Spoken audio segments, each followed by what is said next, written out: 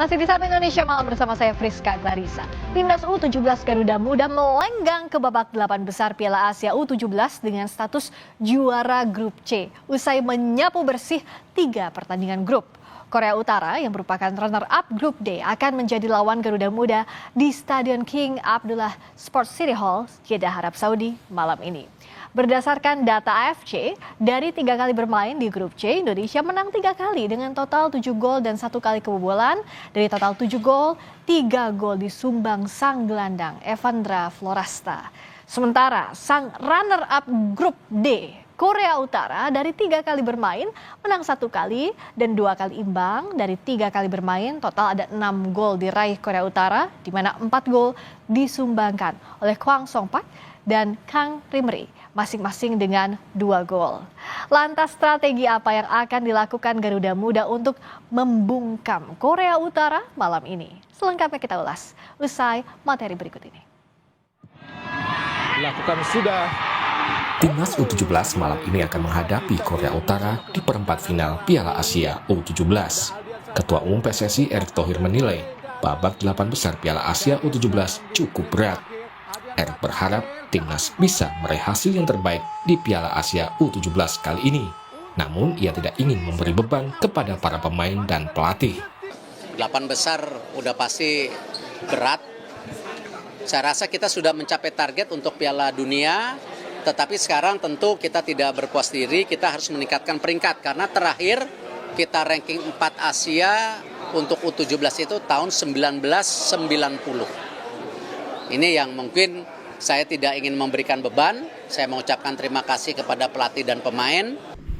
Sementara pelatih Timnas U17 Nova Arianto menilai Korea Utara U17 merupakan salah satu tim kuat. Coach Nova menyebut telah menyiapkan strategi untuk mengantisipasi permainan Korea Utara. Kita persiapkan secara taktikal apa yang kita buat secara defense, bagaimana kita menyerang, itu yang kita persiapkan selama 2 hari ini, dan semoga pemain bisa paham dan semoga besok kita bisa meraih hasil yang masing. Pengamat sepak bola menyatakan timnas harus mewaspadai permainan Korea Utara. Permainan Korea Utara berbeda dari Korea Selatan. Korea Utara lebih mengandalkan fisik dan pola permainan disiplin dengan bola-bola langsung ke daerah pertahanan lawan. Jadi kalau Korea Selatan tuh sangat mengutamakan possession, bermain rapi. Korea Utara tuh lebih physical football ya, lebih mengandalkan kekuatan fisik, bermain disiplin, kerjasamanya cukup baik, banyak bola-bola direct ke depan. Jadi tidak terlalu banyak memainkan bola di lapangan tengah, kombinasi juga nggak terlalu banyak. Tapi permainan mereka disiplin dan rapi, itu yang membuat mereka sulit dihadapi. Jika berhasil mengatasi perlawanan Korea Utara, timnas akan melaju ke babak semifinal.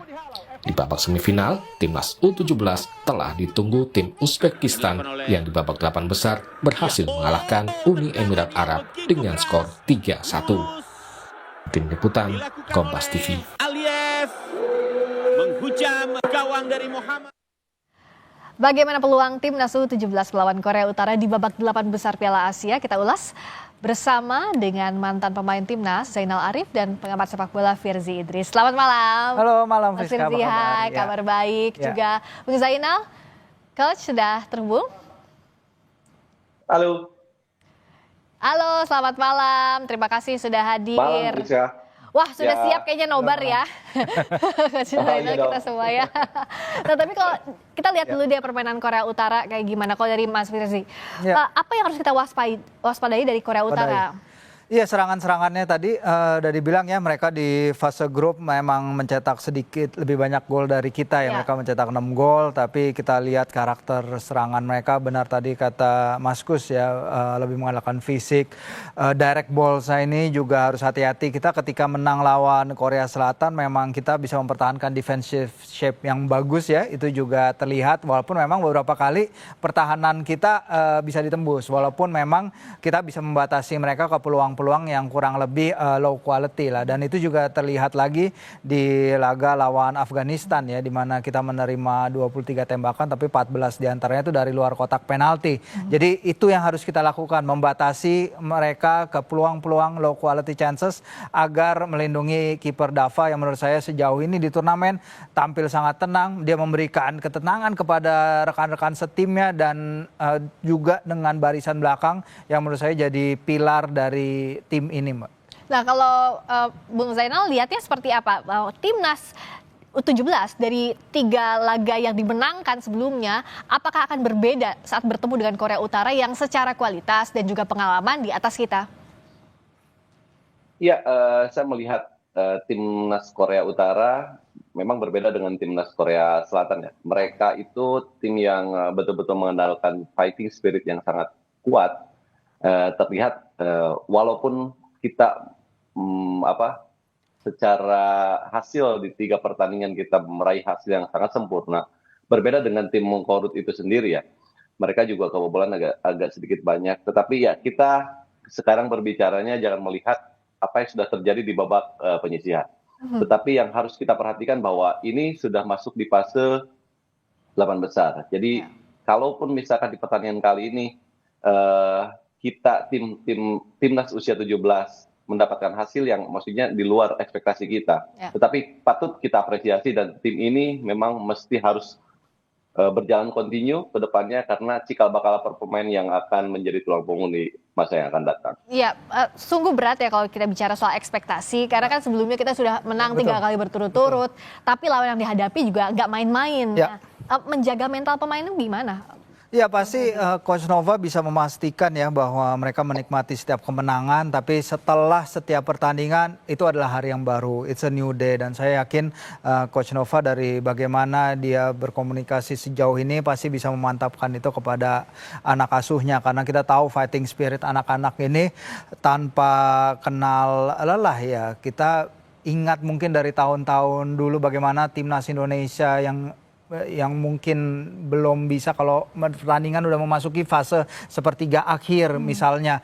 Kita beberapa kali pernah kebobolan pada fase krusial. Tapi kali ini 5 dari 7 gol anak-anak asuh Novarianto itu datang di atas menit 85 ya. Termasuk kalau nggak salah 3 datang di injury time babak kedua. Ini membuktikan Coach Nova bisa melakukan pergantian pemain yang efektif. Tapi juga pemain-pemain yang turun dari bench mereka unjuk gigi, mereka menjadi game changer. Kita lihat Zahabi, kita lihat Fadli golnya luar biasa sekali. Tapi juga pemain-pemain lain, para penyeimbang di lapangan tengah itu bisa menjadi pemain-pemain yang kalau ada deadlock mereka bisa mencari cara untuk memecah deadlock itu dan mengubah pertandingan yang mungkin beberapa tahun lalu kita hanya bisa seri tapi bisa memberikan 3 poin penuh ya. Kalau kita lihat progresnya termasuk juga kreativitas di lapangan. Saya kalau Bung Zainal melihatnya dari permainan lawan Korea Selatan sampai ke kemarin terakhir kita bermain Afghanistan waktu itu ya, ada perkembangan. Meskipun kalau Afghanistan kan kita menurunkan pemain pelapis, tapi progres dari pertandingan ke pertandingan gimana, Bung Zainal? Iya, sependapat mungkin dengan Mas Firzi ya. Tadi apa yang dikatakan bahwa tim nasional kita mempunyai skuad kedalaman yang sangat baik. Bagaimana ketika 2 pertandingan, ketika melawan Korea Selatan dan terakhir melawan Afghanistan, para pemain semua mendapatkan kesempatan. Artinya skuad kedalaman yang dimiliki Coach Nova ini cukup mumpuni. Jadi siapapun di pertandingan kali ini, siapapun yang mendapatkan kesempatan di pertandingan kali ini harus bisa memaksimalkan itu. Dan saya yakin dengan karakteristik Coach Nova yang begitu tegas, tetapi bersahabat dengan bisa dikatakan dia bisa menjadi kakak, bisa menjadi bapak. Dan di sini ada sebuah keberhasilan yang patut diapresiasi. Bahwa terlihat para pemain mereka begitu bisa mengikuti instruksi apa yang diharapkan Coach Nova. Dan satu sama lain si pemain tersebut bisa mengembangkan apa yang menjadi game plan yang diharapkan oleh Coach Nova. Ada banyak yang harus diwaspadai, tapi kita juga punya modal yang bagus ya kalau kita lihat dari 3 pertandingan terakhir, Bung Firzi. Selain kita mewaspadai timnya Korea Utara secara tim, tapi untuk person to person, orang ke orang, head to head, pemain ke pemain, siapa yang bisa juga harus diawasi lebih betul? Ya, ada beberapa ya. Pertama adalah kapten mereka ya, Kim Yoo-jin ya, kaptennya. Dan karena dia juga diwawancara oleh situs AFC sebelum pertandingan, dia mengutarakan ambisinya nih. kami datang untuk menjadi juara. Dia Waduh. udah mengklaim seperti itu, Friska. Bukan menang lawan siapa, tapi juara ya. Langsung juara. Jadi target dia memang membawa Korea Utara yang menjadi juara turnamen pada 2010 dan 2014 ya, ingin kembali ke papan atas. Dan kita juga harus lihat timnas Korea Utara ini dari 5 edisi Piala Asia U17 terakhir, mereka yaitu tadi 2 kali juara 2010 dan 2014 dan juga sekali semifinalis. Jadi ini adalah tim yang walaupun rentang dari beberapa waktu, tapi bisa tetap mempertahankan konsistensi permainan itu dengan talent pool yang baru yang tetap ada di antara para pemain mereka. Sistem perkembangan grassroots mereka bisa dipertahankan walaupun memang ini kali pertama mereka balik ke turnamen Piala Asia U17 sejak 2018 ya. Tapi ini adalah bukti bahwa mereka berada dalam trayek bagus dalam sisi youth development.